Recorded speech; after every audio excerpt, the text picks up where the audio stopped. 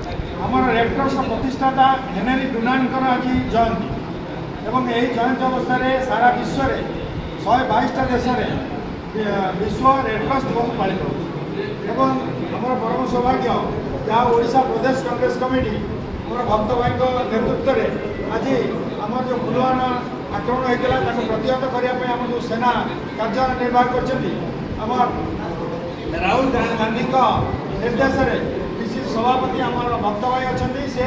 आह्वान कर रक्तदान कार्यक्रम हो तो बहुत बढ़िया कार्यक्रम जोटा कि आम रेडक्रॉस भवन आह्वान करता है आज कर भक्त भाई को अशेष अशेष धन्यवाद तेणु ये जो कार्यक्रम अनुष्ठित होती कार्यक्रम में बहु संख्यार आम कांग्रेस भाई मैंने कर्मी मैंने आसी रक्तदान कर स्वेच्छा आम रेडक्रॉस तरफ